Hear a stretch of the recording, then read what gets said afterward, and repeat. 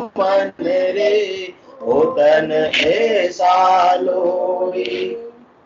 इन सुदीन दुनी सिर होई या सुर का जावे।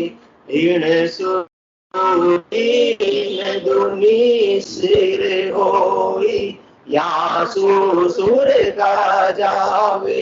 इन सुपीर पैगंबर कहाना फिर अवतार कहावे।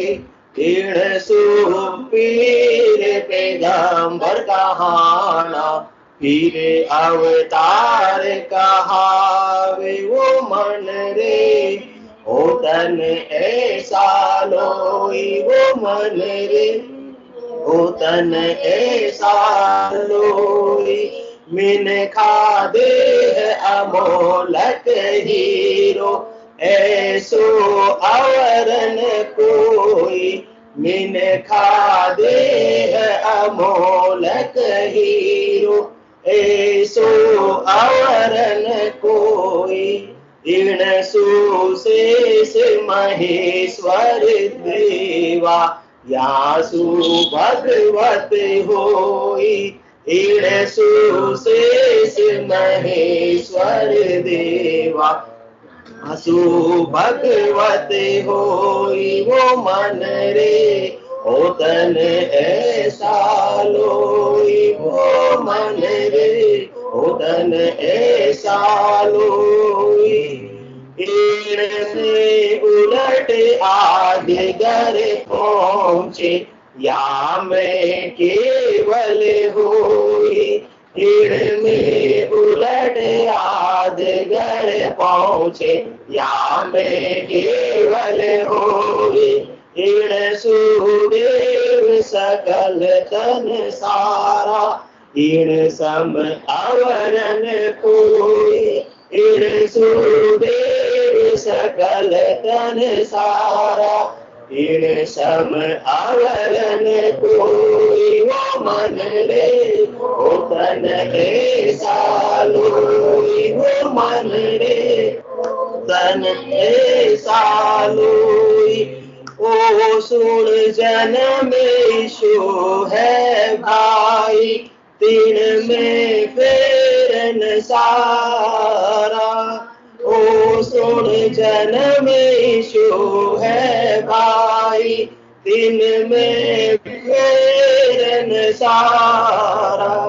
कह सुख राम समझ मन मेरा सिमरो सिरजनहारा। कह सुख राम समझ मन मेरा सिमरो सिरजनहारा। मन रे ओ तन ऐसा लोई। वो मन रे ओ तन ऐसा लोई। जो कोई समझ सिमरे है सायब आप ही करता होई। जो कोई समझ सिमरे है सायब आप ही करता होई। सदगुरुदेव फरमा रहे कि मन तुझे आज मनुष्य शरीर मिला तो ये तुझे ऐसा दुर्लभ शरीर मिला। यदि इस शरीर की कीमत को तू समझकर सदगुरु के ज्ञान की कीमत को समझकर केवली भगवंत के ज्ञान की कीमत को समझकर केवल की भक्ति कर लेगा तो निश्चित रूप से तू केवल पद अनंत पद की प्राप्ति कर लेगा। ये आत्मा परमात्मा में मिल जाएगी। हे मन तेरे भी दुख सदा सदा के लिए समाप्त हो जाएंगे। आत्मा भी आनंद में अवस्थित हो जाएगी। तुझे मनुष्य देह आज मिली है तो जंक्शन मिला है। जैसा चाहे वैसा तू अपना भाग्य बना सकता है। या तंसु उज्जवल कर जावे हिंसु राजा होई। या सु रूप करूप बनाना सुख पावे लोई। या संसार में कोई सुखी हो रहे हैं कोई दुखी हो रहे हैं तो किसकी वजह से? सब अपने अपने कर्मों की वजह से हो रहे हैं। और मन को क्या चाहिए? संसार के सुख चाहिए। तो मन कहता है कि आज है जो राज है कल किसने देखा। सतगुरुदेव फरमा रहे अपने जैसे जैसे कर्म करेंगे वैसा वैसा फल आगे भोगना या भुगतना पड़ेगा। तो मन तो क्या कहता है कि आज तो मैं सुख भोग लूं आज मुझे भक्ति करने का समय नहीं है, क्योंकि कल किसने देखा। आज तो मुझे मनुष्य देह मिली है, आज तो मैं सारे शब्द रूप रस गंध स्पर्श सब सुखों का आनंद ले लूं, सबको मैं भोग लूं। कल किसने देखा। परंतु सदगुरुदेव फरमाते, अनंत कोट संतन की शाखा नास केत ले आया, दीसत अर्थ जगत के माही सुख दुख दोय कहाया। तो दलाई जी का लड़का नचिकेता सदैव यात्रा करके आया था, कहाँ की, स्वर्ग की। स्वर्ग में सब सुखी है और नरक में सब दुखी है। तो हे मन, निश्चित रूप से कर्मों के अनुसार तुझे स्वर्ग और नरक के दुख तो भोगने ही पड़ेंगे, उसमें कोई संशय वाली बात नहीं। और तू वो बात नहीं मानता तो यहाँ संसार में देख ले, प्रत्यक्ष को प्रमाण की आवश्यकता नहीं है। अनंत कोट संतन की शाखा नास कित ले आया, चलो वहां की बात तो समझ में आ गई, पर दीसत अर्थ जगत के माई, ये तो मैं तुझको क्या समझो हे मन, तू आंखों से रोज देख रहा है। दीसत अर्थ जगत के माही सुख दुख दो ये कहाया, कोई सुखी है कोई दुखी है। किसी के दुख का इतना बार पार ही अंत ही नहीं है कि एक दुख से मुक्ति पाते हैं, दूसरा दुख सामने आकर तैयार खड़ा मिलता है। क्या वजह है इसका है मन, तो थोड़ा सा विचार कर। परमात्मा से किसी से दोस्ती नहीं, किसी से दुश्मनी नहीं कि एक को तो बहुत सुख दे दी और एक को बहुत दुख दे दिए। या तन सुख उज्जवल गढ़ जावे है मन, जैसे तेने पिछले जन्मों में कमाई की थी आज तू भोग रहा है या भुगत रहा है, और आज नर्तन पाकर तू जैसी कमाई कर रहा है आगे तुझे वैसा ही भोगना या भुगतना पड़ेगा। तू अपने भाग्य का विधाता स्वयं है। इसलिए या तंसु उज्जवल गढ़ जावे, इनसु राजा होई, यासु रूप करूप बनाना, सुख दुख पावे लोई, इनसु दीन दुनी सिर होई, यासु सुर्ग आ जावे। कल सत्संग चर्चा में अपन इस पर बात कर रहे थे कि चाहे तो मनुष्य जन्म पाकर तप करेगा, तपस्या करेगा, तो अगले जन्म में क्या मिल जाएगा, राज मिल जाएगा। तपस्वी सो राजेश्वरी, और फिर राजेश्वरी सो नरकेश्वरी। फाइनल एंड देख ले तुम कहाँ है। अब तुझे विचार करना है कि तुझे मनुष्य देह पाकर क्या करना है। स्वतंत्र काया तो तुझे मिल गई है, कार्य काया तो तुझे मिल गई है। अब तेरे बुद्धि पर विवेक यदि जागृत हो गया तो सदा सदा के लिए जन्म मरण से मुक्ति पा लेगा, और यदि बुद्धि पर विवेक जागृत नहीं हुआ है तो छोटे छोटे सुखों में ही अपनी आयु अवधि को गंवाकर चला जाएगा, और इसके बदले में नरकों के दुख देखने पड़ेंगे, भोगने पड़ेंगे। तो यहाँ सु सुर्गा जावे, चाहे तो तुम यहाँ मनुष्य देह पाकर सुख कर्म करके, जप करके, यज्ञ करके, व्रत करके, तीर्थ करके, उपवास करके, पुण्य करके पुण्य अर्जित कर सकता है, और पुण्यों का फल तुझे निश्चित रूप से मिलेगा। कोई भी करनी बेकार नहीं जाती है। तो स्वर्ग के ऊंचे लोकों में तुझे स्थान मिल जाएगा, परंतु स्वर्ग के सुख भी स्थायी नहीं है। जब तक पुण्य खाते में है संचित, क्रेडिट बैलेंस है, तब तक तो स्वर्ग में रखा जाएगा। परंतु जैसे जैसे भोगते जाएंगे सुकृत समाप्त होते जाएंगे, वैसे ही बल क्षीण होता जाएगा। जैसे जैसे पुण्य समाप्त, जैसे जैसे सुकृत समाप्त, भोगने से समाप्त होंगे, और जैसे जैसे भोगते जाएंगे वैसे वैसे उस देवात्मा का बल क्षीण होता जाएगा, बुढ़ापा आता जाएगा। एक दिन ऐसा आएगा कि सारे सुकृत समाप्त, तो उसी समय स्वर्ग से भेज दिया जाएगा। कहां पर, मृत्यु लोक में भेज दिया जाएगा। तो स्वर्ग में सारे सुख हाजिर थे। कल अपन सत्संग चर्चा में बात कर रहे थे कि स्वर्ग में सारे सुख हाजिर थे, परंतु वहां पर कोई भोग पाता नहीं है। क्यों? क्योंकि देवताओं को भूत भविष्य वर्तमान सब कुछ सूझता है। भविष्य उनको सूझ रहा है कि आज तो हमारे सुख हाजिर है, परंतु भविष्य में किस काल में, किस सन में, उनको तो सब ईयर भी पता है, महीना भी पता है, किस सन में कौन से देश में अपना वापस जन्म होगा, किस किस योनि में अपन जाएंगे, कैसे कैसे नरकों के दुख देखेंगे, कैसे कैसे गर्भवास के दुख देखेंगे, कैसे कैसे हर बार मृत्यु के दुख देखेंगे। उनको सारा सूझता है, उनके सामने पिक्चर सारी चलती है। तो सुख सारे हाजिर है, वो तो आज फिर उसका उपयोग नहीं कर पाती, क्योंकि इतने भारी आगे दुख आने वाले हैं, वो उनको दिख रहे।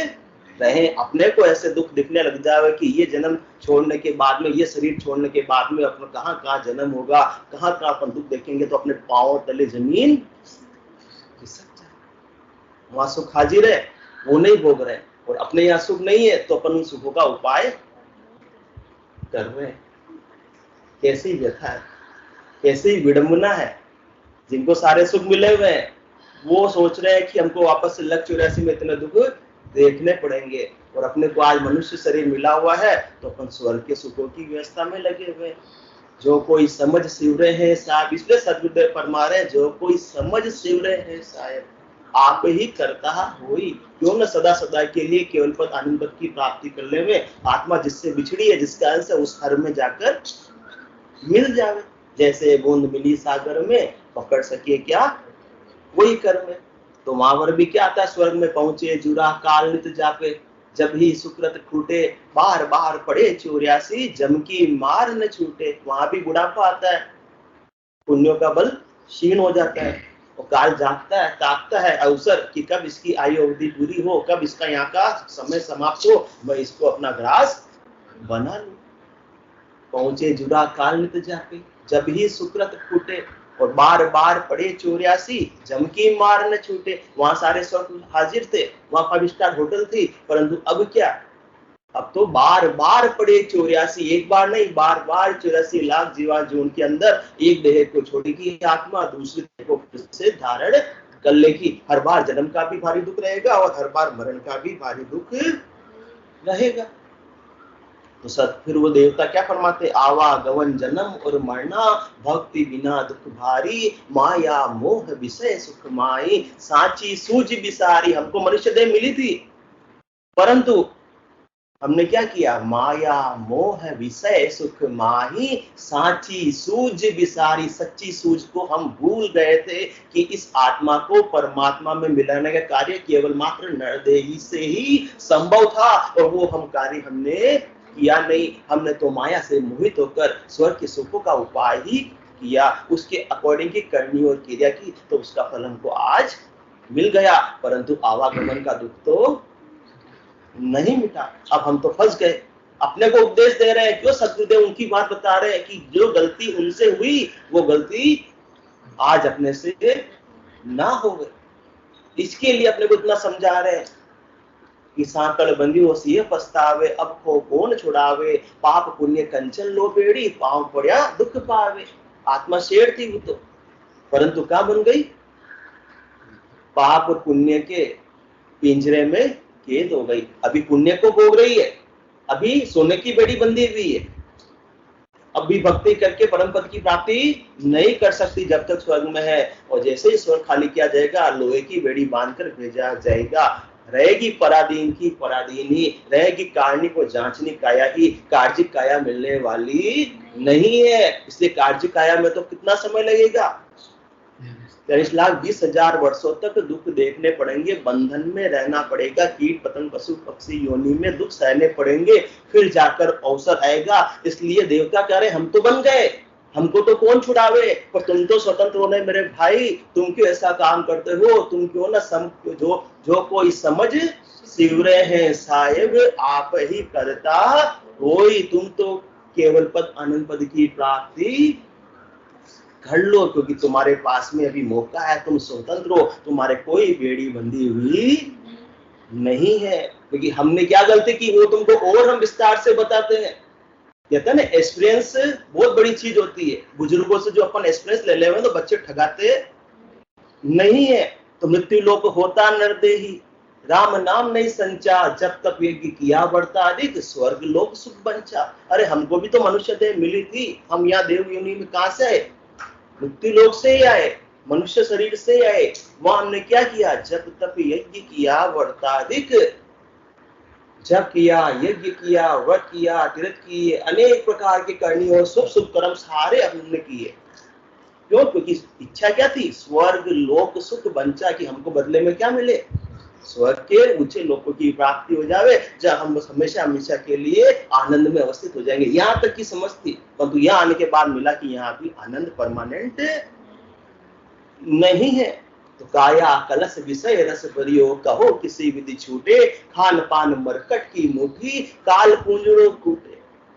काया कलश में क्या भरा हुआ था, विषय रस भरा हुआ था। काया कलश विषय रस भरियो। पांचों विषयों की आसक्ति थी, शब्द रूप रस गंध स्पर्श से सुख प्राप्त करने का ही हमने उपाय किया। किस प्रकार से?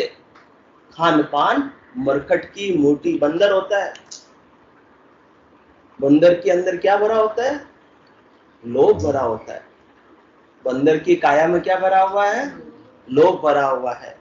तो जिसकी वजह से शिकारी होता है, एक मटकी रखता है, उसमें चने डाल देता है, मटकी नीचे से छोड़ी, ऊपर से बिल्कुल मुंह उसका सकड़ा होता है। तो बंदर चाहे तो एक हाथ से थोड़े से चने लेकर खाकर वापस दूसरे हाथ से खा सकता है, परंतु लोभ आ जाता है, दोनों हाथ की फटाफट सारा चने में अपने ले लूं, तो वो उसी में हाथ फंस जाते हैं और शिकारी आकर उसको पकड़ लेता है, पोंगड़े की फार मार उसको खानी पड़ती है। इसी प्रकार नरदही पाकर काम क्रोध लोभ मोह अहंकार में, शब्द रूप रस गंध स्पर्श की आसक्ति में, संसार की ज्यादा से ज्यादा जल्दी से जल्दी सुख पाने की इच्छा में हमने अपनी सच्ची सूझ कौन सी? भक्ति को भूल गए। तो आज हमको काल की मार खानी पड़ रही है। तो यो सब देव करे पिछतावा, यो नर तन कब पावा, जन्म मरण काल भय मेटर, परम धाम कब जावा। वो पिछतावा कर रहे हैं। पिछतावा कब होता है?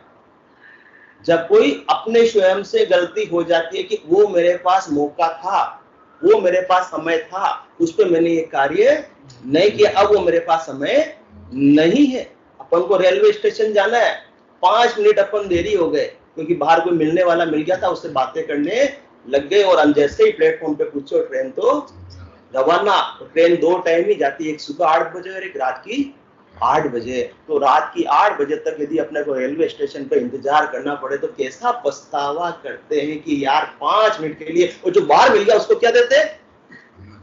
कौन सी बात नहीं, वहां रेलवे स्टेशन के वेटिंग रूम में बैठे हुए क्या देते हैं? यार वो नहीं मिलता तो मेरी ट्रेन नहीं छूटती। किसकी है? खुद की है। तो दोषारोपण दूसरों पे कर रहे हैं और पछतावा करना पड़ रहा है कि अब मुझे 12 घंटे इंतजार करना पड़ेगा। वो ट्रेन तो फिर भी 12 घंटे बाद आ जाएगी, परंतु मिनखा देव की ट्रेन जो छूट गई, अब तो क्या होगा? यो सब देव करे पिछतावा, यो नर तन कब पावा। आखिर कब मिलेगा? 12 घंटे बाद नहीं मिलेगा, 43,20,000 वर्षों के बाद मिलेगा। तब जाकर जन्म मरण काल भय मेटर, परम धाम कब जावा। तो आज तो अपने को मिनखा दे मिली हुई है, ट्रेन मिली हुई है, चाहे तो उसमें बैठकर केवल पद आनंद पद की प्राप्ति कर सकते हैं। तो वो इंतजार कर रहे हैं, परमात्मा से प्रार्थना कर रहे हैं, आओ प्रभु मानव तन दीजे, भरत खंड के माही, केवल भक्ति करा संत सेवा, और करा कछु नाई। हे प्रभु हमको क्या दे दो? मिनखा दे दो। और कहाँ दे दो? भरत खंड में दे दो, जहाँ ऐसे केवल भगवंतों का ज्ञान हाजिर है। उस ज्ञान को हम धारण करके, सिरोधारी करके, ऐसी केवल की भक्ति करके सदा सदा के लिए आनंद में अवस्थित हो जाएंगे। जो हमसे अब एक बार गलती हो गई, हम दोबारा उसको रिपीट नहीं करेंगे। तो सद्गुरुदेव अपने बुद्धि पर विवेक जागृत कर रहे हैं कि अपन भी संसार के सुखों का उपाय करते रहेंगे, ऐसे केवल की भक्ति से विमुख रहेंगे, तो फिर से अपने को 43,20,000 वर्षों तक इंतजार करना पड़ेगा। तो अभी ये मिनखा दे का गुण समझा रहे सद्गुरुदेव। आप चाहे जैसा अपना भाग्य बना सकते हैं, कोई जोर जबरदस्ती वाली बात नहीं है। बता रहे हैं कि सबका अपना अपना पराक्रम है, सबका अपना अपना फल है। तो आपको कौन सी मंजिल को प्राप्त करना है, कौन सी करनी है, कौन से ज्ञान को धारण करना है, ये अपनी बुद्धि के निश्चय का विषय है। कोई जोर जबरदस्ती वाली बात नहीं है। सद्गुरुदेव तो पूरा खुलासा कर अपने को कह रहे हैं कि अब आप खुद निर्णय करो कि आपको क्या चाहिए। तो इन सुदीन दुनी सिर होई, यासु सुरगा जा। क्या स्वर्ग तक के उपाय करने बेलाना जी? सद्गुरुदेव ने बुद्धि को विवेक जागृत कर दिया। कर भी लोगे तो स्थायी तो नहीं रहेंगे, तो जन्म मरण छूटेगा नहीं, जन्म की मार छूटेगी नहीं। जन्म की मार कैसे छूटेगी? मन पे ओतन ऐसा लोई, जो कोई समझ सिवरे है साहेब, आप ही करता होई। जो कोई समझकर सिमरन कर लेगा सद्गुरु विधि से और सद्गुरु की सत्ता जागृत हो जाएगी, तो सद्गुरु सत्ता के माध्यम से ये आत्मा परमात्मा की प्राप्ति कर लेगी। अब अपने बुद्धि के निश्चय का विषय, कीमती समय मिला, सबको बराबर मिला, अब कोई कैसे अपने समय का उपयोग करता है। जैसे संसार के अंदर भी कहता है ना, कोई तो अपने समय का उपयोग धंधे में करता है तो खूब आगे बढ़ जाता है, कोई यार दोस्तों के साथ ताश के पत्ते खेलने में रह जाता है तो वहीं का वही रह जाता है और अपना धन बर्बाद कर देता है। इसी प्रकार से अपनों स्वासर भी कुंजी इन कार्यों में, अन्य कार्यों में करके बेकार करनी है या परम पद की प्राप्ति में लगाना है। स्वासर भी कुंजी को इन्वेस्ट करना है राम नाम में, या संसार के लिए, संसार के सुखों के लिए वेस्ट करना है, ये अपनी बुद्धि के निश्चय का विषय है। कोई जोर जबरदस्ती वाली किसी की बात नहीं है। सदगुरुदेव ने तो खुलासा कर दिया, निर्णय कर दिया, अब चाहे जो आप अपनी इच्छा हो जो करो।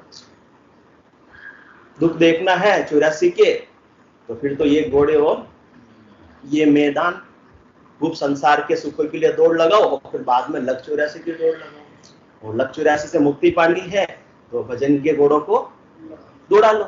कह गए दास उंगरा बढ़ गले गालो घोड़ा, भजन करो भरपूर रहा दिन बाकी थोड़ा, रहा दिन बाकी थोड़ा, कद पहुंचोला ठेठ, अद बीच में बाज पड़ो तो पड़ोला किमरा पेट, पड़ोला किमरा पेट पड़ेरा भारी फोड़ा, कह गए दास संग्राम बढ़ गले गालो घोड़ा। इन सुपीर पैगंबर कहाना, फिर अवतार कहावे। क्या साख है? इनसु दीन दुनिस्र होई, यासु सुरगा जावे, और फिर इनसु पीर पैगंबर कहाना, फिर अवतार कहावे। जितने भी पीर हुए हैं, पैगंबर हुए हैं और अवतार हुए हैं, उन्होंने कौन सी देह धारण की है?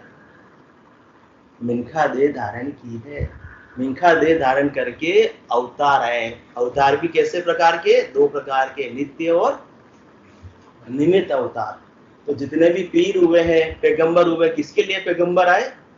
जीवों का कल्याण करने के लिए पैगंबर आए। इसी प्रकार से अपने सनातन धर्म में जीवों का कल्याण करने के लिए केवली भगवंत नित्य अवतार लेकर आए हैं। और निमित्त अवतार किसके लिए आए? धर्म की स्थापना के लिए आए, किसी न किसी निमित्त को पूरा करने के लिए आए हैं। तो इनसु पीर पैगंबर का आना, तो जितने भी पीर हुए, जितने भी पैगंबर हुए, जितने भी नित्य अवतार हुए, तो उन्होंने क्या किया? इस मनुष्य देह को धारण किया, क्योंकि मनुष्य देह से ही उनके उद्देश्य की पूर्ति प्राप्ति हो सकती थी। पैगंबर साहब भी आए और नित्य अवतार भी आए, जैसे अनंत श्री सतगुरु सुखराम जी महाराज आए, दादू साहब आए, दरियाव जी आए, कबीर साहब आए, नानक साहब आए। इन्होंने कौन सी देह धारण की? मनुष्य देह धारण की। सिमरन सिताब विलंब नहीं कीजे, आव गटे तन छीजे, बड़े दिसावर भगवत भेजा, कोई सुकृत सोदा कीजे, भरत खंड में नर देही पाई, बड़े दिसावर आया, सतगुरु सहा मिल्या सोदागर, बिणज करो मन भाया, इन्हीं दिसावर सब संत आया, आ मानव देही पाई, सतगुरु हाट राम धन बिण जा, देखो सफल कमाई। अपना उद्देश्य की पूर्ति कैसे हो सकती थी? मिनखा देखिए दोहरा, तो केवली भगवंत भी अवतार धरकर आए। कौन सा? मनुष्य शरीर धरकर आए। किनको उपदेश दिया? मनुष्य को उपदेश दिया, नर और नारियों को उपदेश दिया।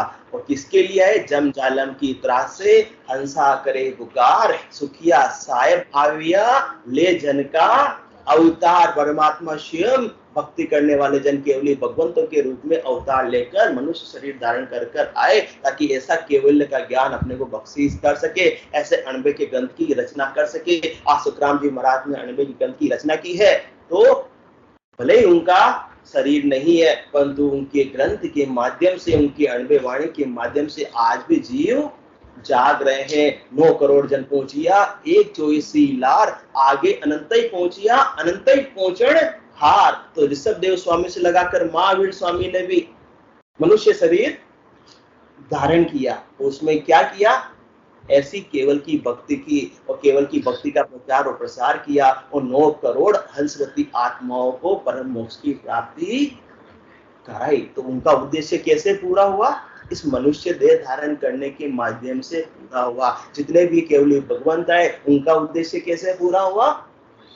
मनुष्य देह धारण करने के माध्यम से पूरा हुआ। जिस उद्देश्य के लिए आए थे उन्होंने उस उद्देश्य को ही प्राथमिकता पर रखा। जितने भी अवतार आए हैं, चाहे पैगंबर आए हैं, केवली भगवंत आए, सबने दुख सुख सहे। ऐसा नहीं कि बहुत आराम से रहे, और दुख सुख सहते हुए अपने उद्देश्य की पूर्ति का कार्य उन्होंने प्राथमिकता के आधार पर किया, जिस उद्देश्य के लिए उन्होंने अवतार धरा था। कबीर साहब हो तो कौन सा उन्होंने सुख भोग लिया? अनंत श्री सदगुरु सुखराम जी महाराज है, कौन सा उन्होंने सुख भोग लिया? गृहस्थ में रहते हुए अपनी आजीविका का उपार्जन करते हुए बस ज्यादा से ज्यादा जीवों का कल्याण हो, परम पद की प्राप्ति हो, यही उद्देश्य की पूर्ति में वो लगे हुए रहे। भले ही उनको घर वालों का सहयोग नहीं मिला। सुखराम जी महाराज की जीवनी में आता है ना कि उनकी पत्नी का सहयोग भी उनको नहीं मिला। क्या करते थे उनकी पत्नी? सत्संगी आते थे तो उनके ऊपर पानी डाल देती थी, झूठा पानी डाल देती कि हमको काम कमाई भी करने दोगे या नहीं, बार बार यहाँ आकर इनको भक्ति में सत्संग चर्चा में लगा देते हो। परंतु वो अपने उद्देश्य पर अडिग रहे। तो अपने तो ऐसी व्यवस्था नहीं है, अपने को तो परमात्मा ने बहुत अच्छी व्यवस्था दी है। अपनी पत्नी अपना विरोध भी नहीं करती है, तो फिर तो अपने उद्देश्य की पूर्ति में अपन घर का भूल जावे, तो इसी देह के द्वारा परम पद की प्राप्ति होना संभव। यही हालत कबीर साहब की। कबीर साहब को भी कोई सहयोग मिला नहीं, और शुरू में जितने भी केवली भगवंत आए सबका जनता ने क्या किया? विरोध किया। ज्ञानी सरब भरम में भूला, सो मुझ नाय पिछाणे, उल्टी करे निंदा जुग माई, निर्णो छाड़न आने। जो 52 अक्षरों के ज्ञानी थे, अब उनको ऐसे केवल का भेद तो पता नहीं, सदगुरु सत्ता क्या होती उसकी जानकारी नहीं, तो अनंत श्री सदगुरु सुखराम जी महाराज ऐसा दुर्लभ ज्ञान बख्शिश करते, तो वो कहते कि हमें ज्ञान सीखने की आवश्यकता नहीं है, तुमसे विद्वान तो ज्यादा हमें चारों वेदों का ज्ञान है। जो 52 अक्षरों के ज्ञान से तो सत्ता जागृत होती नहीं, क्योंकि ज्ञानी रथ माय सो जो वे यू अर्थासु न्यारा, क्यों कर मिले पंडित को साहेब सत्य स्वरूप विचारा। सदगुरु सत्ता लेकर कौन आए? नित्य अवतार के रूप में अनंत श्री सदगुरु सुखराम जी महाराज है। अब वो सत्ता लेकर आए, सत्ता का गुण प्रकट रहा है, परंतु ज्ञानी उसको सिरोधारी नहीं करते, क्योंकि उनकी दुकानदारी फिर बंद हो जाती। और सामान्य जनता ने भी विरोध किया, हम जो कर रहे हैं हमारे सुख कर्म करनी हो कर्म हमारे बड़े जो करते आए वही करते रहेंगे। और धीरे धीरे जब इस ज्ञान की कीमत मालूम पड़ी तो फिर उनके फॉलोवर बने, उनके अनुसरण करने वाले बने, तो उससे डिगमगाए नहीं, वो अपने उद्देश्य को छोड़ा नहीं। कितने ही सुख सहे, कितने ही दुख सहे, परंतु अपने उद्देश्य की प्राप्ति में सारे नित्य अवतार करकार रहे।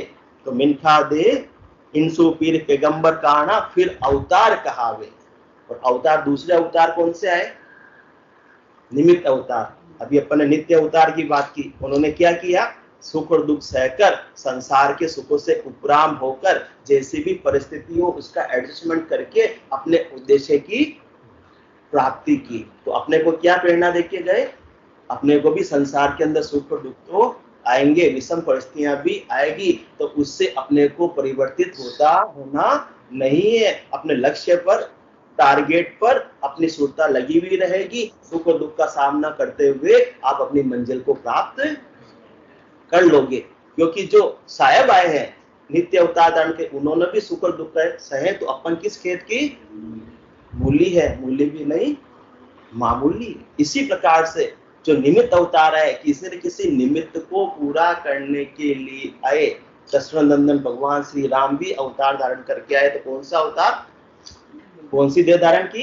ये मिनखा देह धारण की। ये मिनखा देह का गुण सतगुरुदेव फरमा रहे हैं, मिनखा देह उन्होंने धारण की। और भगवान श्री कृष्ण आए तो कौन सी देह धारण करके आए? और उन्होंने भगवान श्री राम और भगवान श्री कृष्ण कितना सुख भोगा वो सब अपन जानते हैं। ये सर्वविदिता किसी से छुपा हुआ नहीं है। दशरथ नंदन भगवान श्री राम की बात कर लेते पहले। राजकुमार थे, है ना, अयोध्या के राजा बनने वाले थे। और जैसे ही राजा बन रहे थे और उस समय क्या आदेश आ गया, बन जाओ। तो ये माता कैकेयी ने जो वर बाकी थे दो देवासुर संग्राम के, वो राजा दशरथ से मांग लिए। तो जैसे ही आदेश हुआ तो क्या भगवान श्री राम ने जो अवतार धारण करके आए, विष्णु का अवतार है वो, है ना, और पारब्रह्म से कला लेकर आए, 14 कला। तो वो क्या उन्होंने विरोध किया कि मैं वन नहीं जाऊंगा?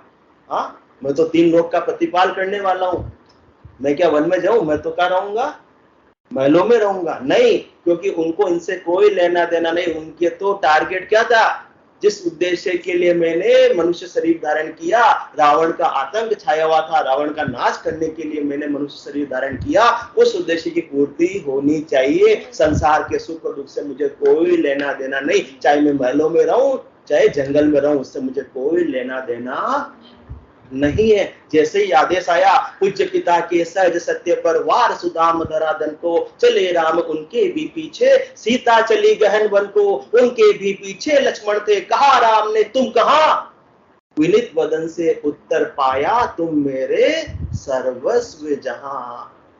किसका अवतार थे भगवान लक्ष्मण? शेषनाग का। और माता सीता 3 लोक की मालकिन है, माता लक्ष्मी, वो अवतार धारण करके आई है। तीनों को अपना उद्देश्य पता है, उनको पता है कि हमें उद्देश्य की प्राप्ति करनी है, तो सुख सुविधाओं को भोगते हुए यदि उद्देश्य की प्राप्ति नहीं होती है तो उनको छोड़ना बेहतर है। क्योंकि मूल में क्या है, जिस कारण से मनुष्य शरीर धारण किया उस उद्देश्य की पूर्ति होनी चाहिए। बदले में सुख और दुख तो कोई खास बात नहीं है। तो सीता बोली कि ये तो पिता की आज्ञा से घर को छोड़ चले, पर तुम देवों त्यागी बनकर क्यों घर से मुंह मोड़ चले? उत्तर मिला, फिर लक्ष्मण जी ने क्या उत्तर दिया? उत्तर मिला कि भाभी बना न दो मुझको त्यागी, आर्य चरण सेवा में समझो मुझको अपना बड़ भागी। मैं त्यागी नहीं हूं, क्योंकि भगवान शेषनाग को भी क्या पता, अपना उद्देश्य नजर आ रहा है। फिर कहां चले? पंचवटी में चले गए। और पंचवटी में कहा रह रहे? कुटिया बनाकर रह गए। तो महलों में रहते थे। और कौन है वो? 3 लोक के मालिक और मालकिन है। और आज कहाँ रह रहे? पंचवटी की छाया में है सुंदर पर्ण कुटीर बना, जिसके सम्मुख स्वच्छ शिला पर धीर वीर निर्भीक मना। जाग रहा ये कौन धनुधर, जबकि भुवन भर सोता है, एक भोगी कुसुमा युद्ध योगी सा बना दृष्टिगत होता है। तिनको की कुटिया है और भगवान श्री राम और माता सीता अंदर विश्राम रात्रि के समय पे कर रहे हो। बार लक्ष्मण जी पहरा दे रहे। भोगी कुसुमा युद्ध योगी सा बना दृष्टिगत होता है। किस व्रत में है गति वीरिये, निद्रा का यो त्याग किए, राज्य भोगी के योग्य विपिन में बैठा आज विराग लिए। बना हुआ है प्रहरी जिसका उस कुटीर में क्या धन है, जिसकी रक्षा में रत इसका तन है मन है जीवन है। कहां शेषनाग जी, कहां भगवान विष्णु और कहां माता लक्ष्मी। नित्य लोक मालिन्य मेटने स्वामी संग जो आई है, 3 लोक की लक्ष्मी ने ये कुटी आज अपनाई है। वीर वंश की लाज यही है, फिर क्यों वीर न हो प्रहरी, विषण देश है निशा शेष है निशाचरी माया ठहरी। तो उन तीनों को क्या पता है, मिनका दे धारण किसके लिए की?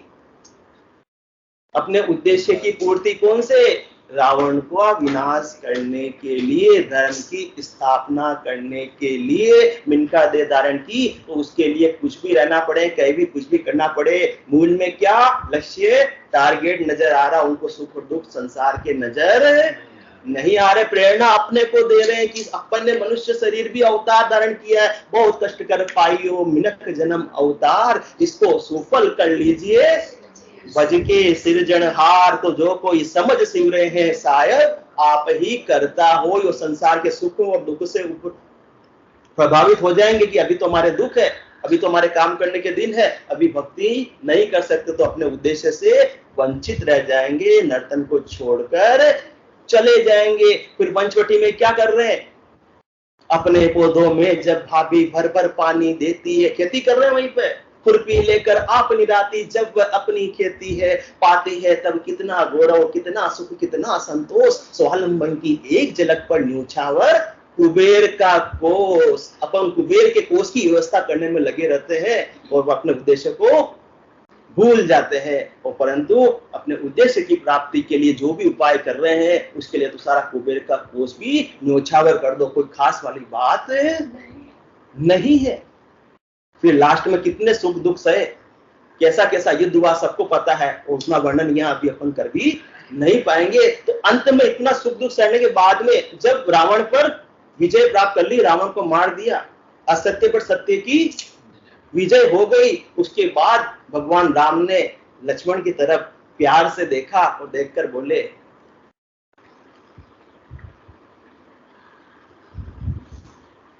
कहा राम ने लक्ष्मण से, न जाने अब सहने को क्या शेष रहा, कोई सह न सकेगा जितना तुमने मेरे लिए सहा। क्या फरमा रहे हैं? तुम्हारा तो कोई कार्य ही नहीं था, तुमको तो वन में जाने का आदेश भी नहीं मिला था, फिर भी तुमने मेरा इतना सहयोग दिया, इतने दुख दर्द मेरे लिए सह कोई सह न सकेगा जितना तुमने मेरे लिए सहा। कहा लक्ष्मण ने कि क्या उद्देश्य दिया, कठिन नहीं कुछ भी सहना, परंतु असहनशील बना देता है, किंतु तुम्हारा ये कहना, तुम ऐसी बात मुझे मत कहो, ये बात मुझे असहनशील बना रही है, बाकी आपके लिए मैं कितना ही दुख दर्द सह लूंगा, क्योंकि अपने को तो पता है कि क्या दुख क्या दर्द, मैं शेषनाग का अवतार हूँ, आप भगवान विष्णु के अवतार हो, वो माता लक्ष्मी के अवतार है, अपने को अपने का उद्देश्य का पूर्ति करके अपने को तो यहाँ से चले जाना है। तो फिर लास्ट में राम ने क्या कहा राम ने कि ये सत्य सुख दुख सब है समाधीन, अपने को शिक्षा देके गए। कहा राम ने कि ये सत्य है, सुख दुख सब है समाधीन, सुख में कभी न गर्वित होवे और न दुख में होवे दीन, जब तक संकट आप ना आवे तब तक उनसे डर माने, लेकिन यदि वे आ जावे तो डटकर सूर समर ठाने। कहा राम ने कि ये सत्य 100% विश्वास भी सत्य है, अपने जीवन में भी सुख और दुख, अरे भगवान श्री राम के जीवन में भी इतना दुखों का तांता लगा रहा, तो अपने जीवन में भी निश्चित रूप से आएंगे ना, कोई रोक सकता नहीं, किसी में रोकने की ताकत नहीं। कहा राम ने कि ये सत्य है, सुख दुख सब है समयाधीन, जैसे जैसे कर्म उदय होंगे वैसे वैसे सुख और दुख तो जीवन में आते रहेंगे, परंतु सुख में कभी न गर्वित होवे। सुख में गर्वित होकर धन के अभिमान में, पद के अभिमान में, माया के अभिमान में अपने उद्देश्य को मत भूल जाना। सुख में कभी न गर्वित होवे और न दुख में होवे दीन, दुख के रोने के अंदर भी भक्ति को मत भूल जाना, क्योंकि जब तक संकट आप ना आवे तब तक उनसे डर मानो, जब तक संकट नहीं आ जाता है तब तक डर मान लो। कौन सा संकट आने वाला है इस उनका देव पर, मृत्यु लोक में यो दुख बारी जाता पार न लागे, तब तक डर रख लो उसका, और वो आ जाए संकट उससे पहले अपना कार्य करके मस्त हो जाओ। होना था सो हो गया, सुर शब्द का योग, संत दास इस देह का नहीं हरस नहीं सो। बोलो राम सतगुरु देव जी महाराज ने धन्य हो परम दया। सतगुरु सुखराम जी महाराज ने धन्य हो। अनंत श्री सतगुरु सुखराम जी महाराज के ज्ञान ससुरु भगवान ने धन्य हो। केवल ही भगवंता ने धन्य हो। जीवा तारण जहाज ने धन्य हो। मोक्ष के मालिका ने धन्य हो। अनंत कोटि संतान ने धन्य हो। राम सदा में